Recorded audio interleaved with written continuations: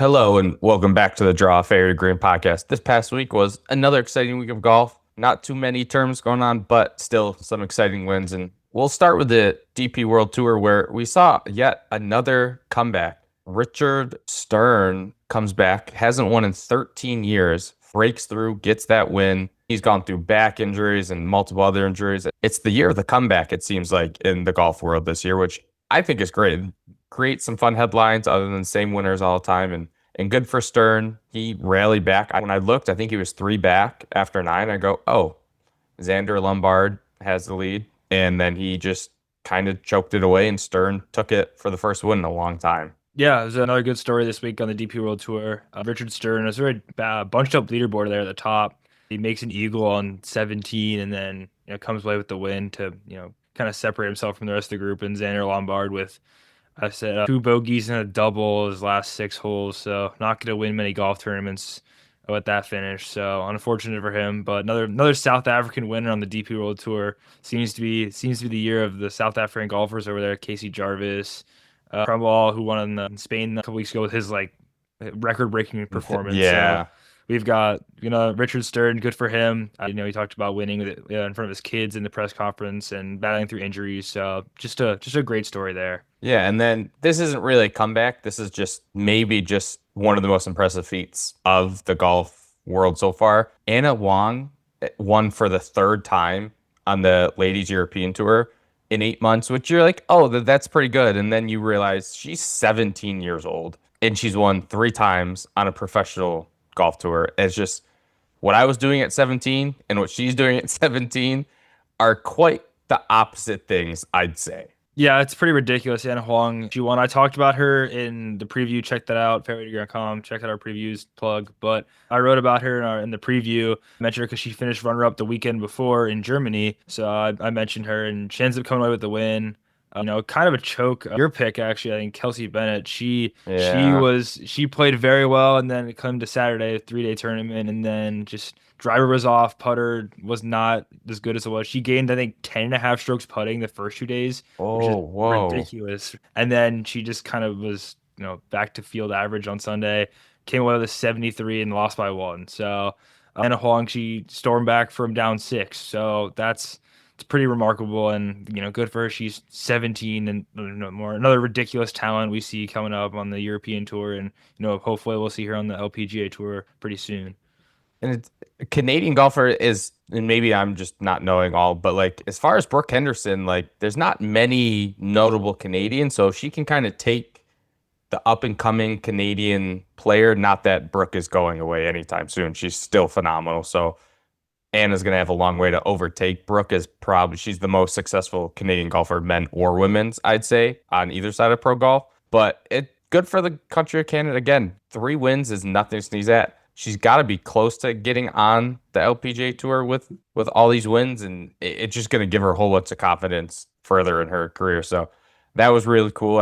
I read 17, and to come back from six, like you mentioned, it takes someone else to choke to come back from six, but still impressive feat. Speaking of impressive feats, Wyndham Clark, I know he's not your favorite. He's not my favorite. He gets his, I think, fourth career win on the PGA Tour. He absolutely stormed the field in round four, shoots 11 under 60 to just steal. I don't even say steal a win from Siwoo Kim, but just blitzed it. And I don't know if there's a more hot putter in the world than Wyndham Clark. When he gets it going, he gets it really going. He won the AT&T Pebble Beach Pro-Am, I think 2 years ago now, with the third round 60. They had to cut the tournament short because of the rain. So he won with a third round 60 there, wins with a third round 60 here.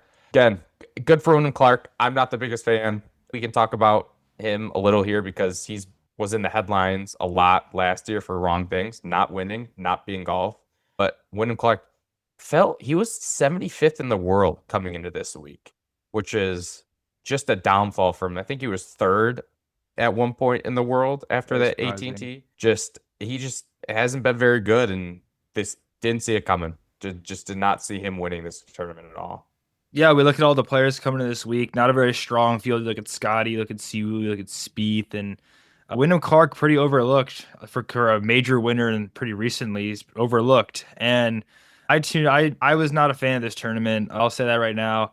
I think the CJ Cup Byron Nelson was one of the worst tournaments this season, not just because Wyndham Clark won, but you guys spend $25 million on renovations to Scotty Scheffler proof your course, and there are two 60s, including one on Sunday. So I don't know what kind of renovations they were doing. It must have been on the clubhouse because it certainly wasn't on the golf course. It was too easy for them out there. You got to score a winning score of 30 under par, a bunch of guys in the 20 under 20s. So pretty Yeah. not a big fan of that. And then not to mention PGA Tour doing what they do on Thursdays and Fridays. They put preferred lies out. So I think that's pretty dumb. Yeah, sometimes it's good because mud balls and all that stuff, but I don't know.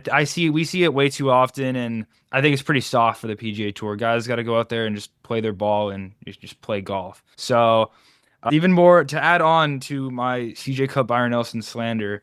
However, this is not as bad as the other two. This is okay, but it was a weaker field. Not saying that the group on Sunday it was a good tournament on Sunday. You have Siwoo, you have Scotty, and Wyndham Clark. So it was a good tournament on Sunday. But that being said, there weren't that many guys to watch other than Jordan Spieth having some fun on Saturday, going pretty low, and then yeah, Wyndham Clark. I can talk a long time about Wyndham Clark. I'm gonna keep it very nice. He was phenomenal on Sunday. I was watching that back nine on Sunday, and he was hitting it so close. That shot, those few holes he had on 17 and 18, where he hits it to 10 feet on the par three, makes the putt, and then on 18. He hits his patented 18th hole 60-yard slice, but finds the fairway, and then makes it and then hits it to a foot or two. So it was pretty impressive. I'm not gonna lie, he did shoot 60, so it was a deserved win. I'm not gonna slander that. It was deserved, but yeah, overall the tournament not my favorite this week. There's a lot to unpack there. Now I'll start with Wyndham because when he gets the putter going, they said he wins and he finishes well. He led in strokes gained putting this week at a ridiculous 12.5. So in the other 2 weeks he was up there in the putting, was a T13 at the American Express, and that was his other best finish of the year. So like when he putts well, he's good. Now, is he always putting well? No. But again, just closing around 60, some of the birdies he made from long distance were just absolutely wild. The one chip shot he had like off the side of the hill, it was some impressive shot making. I'll give him that. And I'll agree with you, and I think I've heard other people and rather people like, what did they spend the 25 million on? And I understand Spieth said, I think, after his round 3 or 4 press conference that the wind wasn't there. Usually there's an east wind. There was no wind, and that would make the golf course play more difficult. It got rain, so it made it soft. So if you give these players soft conditions where they can spin it back or just stick it, they're going to light it up. So maybe if the weather is different, maybe we see 15 under, 16 under win. I don't know. We don't know. This year, it didn't show. We'll see. We'll see if it shows in other years. But again, it's Dallas. How much? I guess Dallas gets pretty windy maybe. But again, I'm not a fan of these 30 underscores winning like you are. That's why the last week when people were complaining about the PGA Championship, like, oh, it's not a low enough score. No, it was. Like, that's exactly what we want from a major. I'm content with 15, 16 winning. And some PGA tournaments, like the Memorial, it may only be an 8 under. And I like that. Like, that's fun. Mm-hmm. Again, not what Clark didn't do was impressive. Again, very good for him. I know he talks about his mental health a lot, so I'm sure that's great. He wins. The other story we got to talk about is Blades Brown. I'm talking about another young player. He earns special temporary membership on the PGA Tour, which pretty much just means he has unlimited sponsor exemptions for the rest of the year. He had only a certain amount before, and now he has unlimited. But he also has Korn Ferry Tour status, so now his decision is, does he chase the PGA Tour starts, or does he stay on the Korn Ferry, earn his card, which I think he's up in the top 20 down there anyways, and then play in the fall and get better membership? It's a lot for a 17 or 18-year-old to decide. I don't know what the right answer is. I know he said he's going to go play at the Korn Ferry event this weekend, so he has a lot to decide. But again, he finished T14, minus 18. For a 17-year-old, he's played well this year. It would be tough to say no to the PGA Tour starts, assuming he gets sponsor exemptions. But also, if he plays the Korn Ferry Tour, I think he can better his PGA Tour status from last year, from what I'm understanding. So good for him. Very tough decision going up, but his decision to skip college and turn pro seems to be proven right so far. Yeah, Blades Brown, he's not an amateur. He is a professional at however old, I think 18 years old, however old he is. So insanely impressive from him. And the decision is pretty massive here.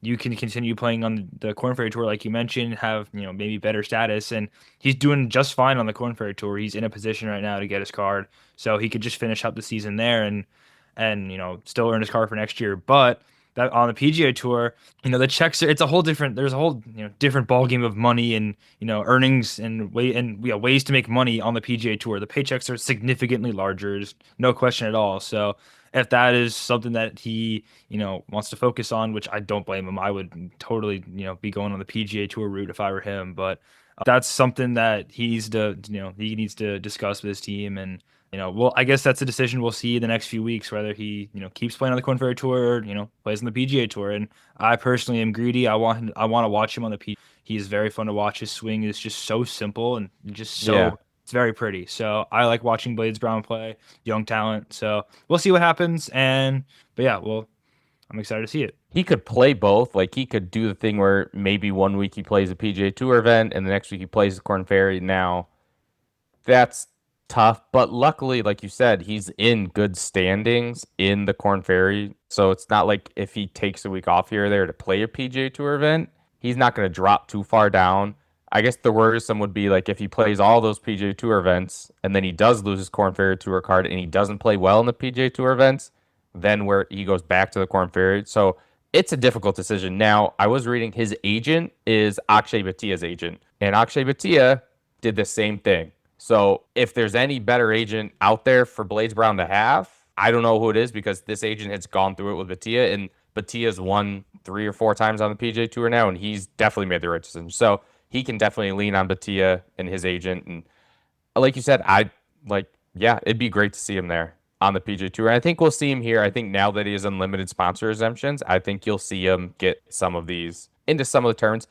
Obviously not the signature event ones, but you'll probably see him in like the John Deere and stuff like this. He probably could have got one in to this week, but he's already committed to the Korn Ferry Tour. But again, good for him. Just like Anna over on the Ladies European Tour, what he was doing at 17, being a professional golfer, being a professional athlete, and performing well is just an insane thought to what I was doing as a 17-year-old or what some of my students that I taught were doing as 17-year-olds. They weren't playing on the PGA Tour. They weren't in final groups with Scotty Scheffler and Siwoo Kim. Like, good for him. I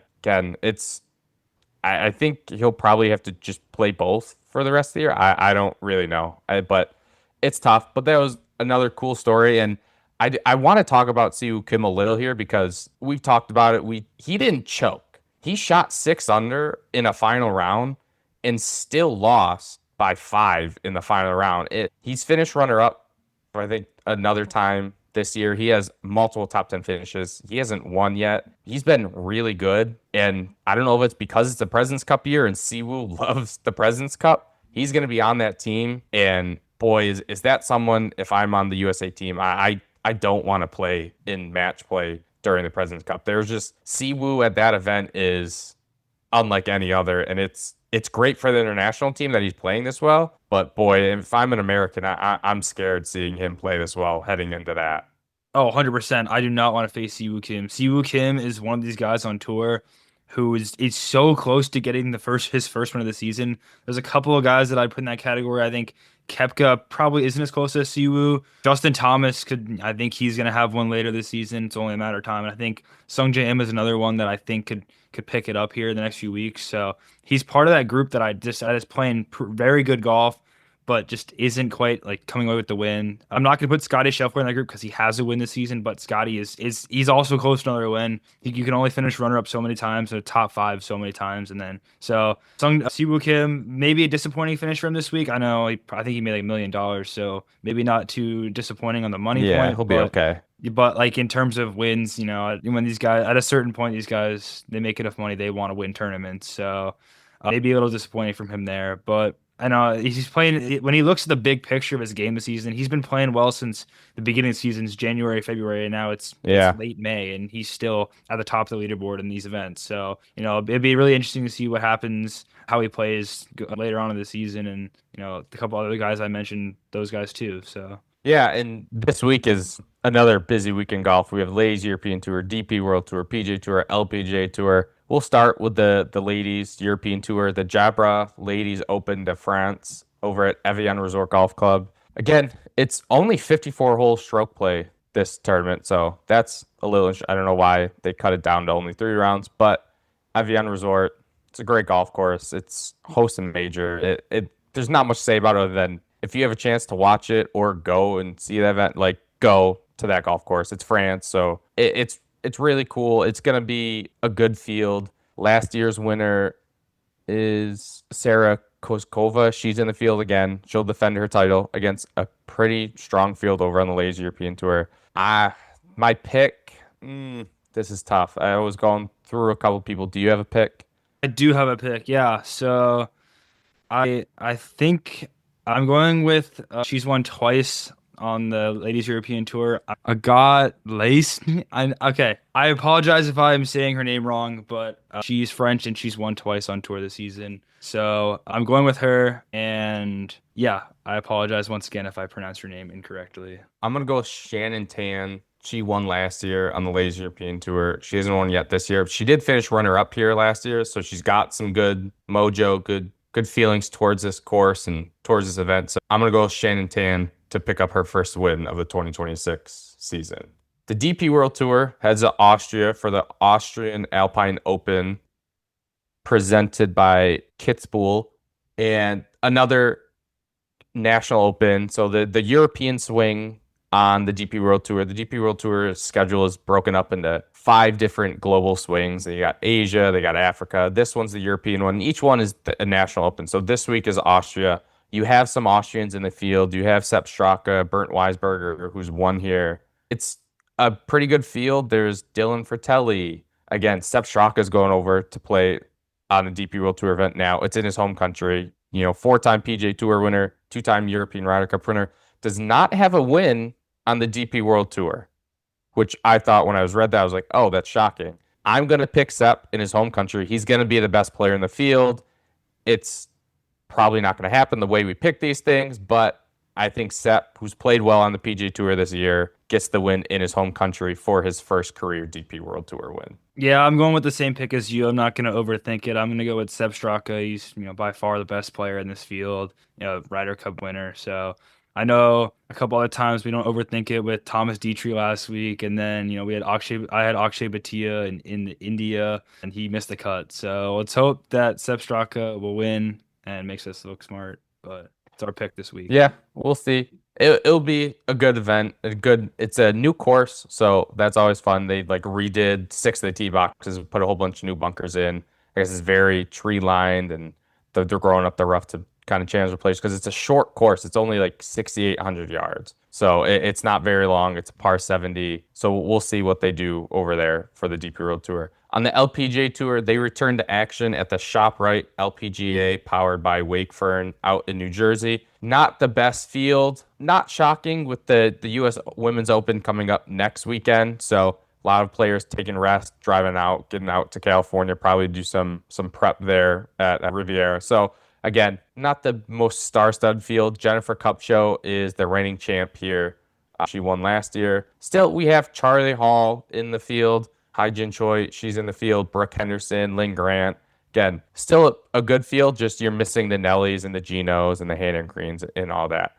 I'm going to go just because it feels like a lot of people are repeating as winners this year at courses they won last year or events they won last year. I'm going to go with Jennifer Kupcho to win back-to-back here. It just seems to kind of be a trend on the LPGA Tour. Geno's won a couple events she won last year. So we'll go with Jennifer Kupcho to get the win before the U.S. Open here next week. Yeah, LPGA Tour back this week. They had a break last week, and then next week they have the U.S. Open, as you mentioned. So not a very strong field this week. That being said, I am going to pick Chizzy Awaya this week. She has 3 top 10s this year. She was runner up in I think it might have been Thailand. So she was runner Yeah. up. She's a runner up this season, and then she won last year at the Mexico Riviera Maya Open at Mayakoba. So she has won on tour, has experience, and think that she could win this week in a kind of a not so strong field. Yeah, again, I think it will be a good test and see who's playing well heading into the second major of the year, and we'll see who can come out on top. And over on the PJ Tour, they just go down the street, so they don't leave Dallas. They just head down, and now they play the Charles Schwab Challenge at Colonial Country Club. It's a great golf course. It is, again, short in terms of PJ Tour. I think it's like 7,000 yards. It's a par 70, but it's really tight, really narrow. If you don't hit accurate tee shots and precise irons, you're not going to score it. It's not. It's a pretty good field. 7 of the top 20 players in the world are in the field. Ben Griffin is looking to defend his title. You got Alex Smalley, Justin Thomas, JJ Spawn. He's got to be a favorite here again. Keegan Bradley.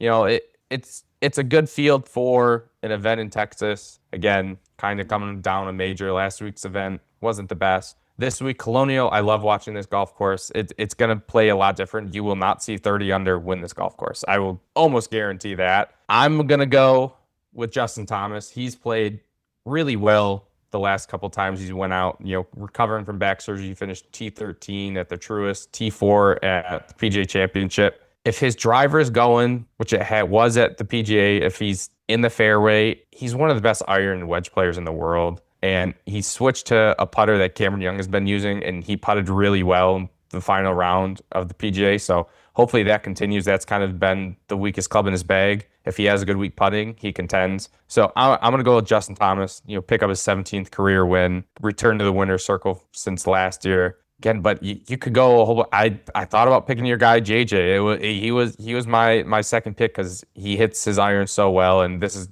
course that he's going to play well at, I think. Yeah, I am not picking JJ Spawn this week. I feel like I picked him too many times this season, even though I like him very much, as all of you know. However, I'm going to pick Sungjae Im this week. I mentioned him earlier as a guy who I think has been playing pretty well recently. He's been at the top of the leaderboard. He has 2 top 5 finishes this season. Another guy who came back. He came back from military service. Justin Thomas came back from back surgery. So 2 pretty major things in a person's life to return to the golf course. But Sungjae Im is kind of the opposite of JJ Spawn and Justin Thomas. It seems he is currently 135th in approach to green in strokes Oh, gained. that's so bad for him. What the That's heck? not what we know Sungjae Im for. We know No. Sungjae Im for striping his irons, and that's not what he's been doing recently. But it could all change. Sungjae Im, I know he'll come back to what we know Sungjae Im is. But however, he's still putting in, finishing very well. But he is 39th in putting on tour. So when he gets to the green, it's not really too much of a concern for him right now, just more so hitting good iron shots. So let's hope, one of our, either Sungjae Im or Justin Thomas win this week. And If one of them win, they not only do they get the prize money, the FedEx Cup points, the World Ranking points, they get a cool jacket, their name engraved on a wall of champions by the first tee, and then they get a car. So since 2019, when Charles Schwab took over, the winner gets some type of classic one-of-a-kind car. Last year, Ben Griffin, I forgot. But this year, it's a 1982 Jeep. I think Jeep Scrambler or something. So whoever wins gets to drive home in a pretty cool retro vintage car as well as all the other things. So they're playing for a little extra. It's just a little fun thing they do. I know I've seen people who just give the car to their caddy or something like that as well. So it's always a fun event. I can't imagine 30 under will win, just the way the golf course is. But we'll see. Again, check us out on our website, fairwaytogreen.com. Check us out on Instagram, Fairway to Green. We post social media clips, other stuff on there. So go ahead, go follow us over there. Brian and I both have Instagram accounts as well. So check us out over there. Again, keep reading our articles on the website and subscribe and watch our videos on YouTube as well. Enjoy the busy week of golf this week. We'll be back next week to recap all this and then preview the events and kind of get into the women's second major, the women's US Open at Riviera Country Club. Enjoy the golf this week.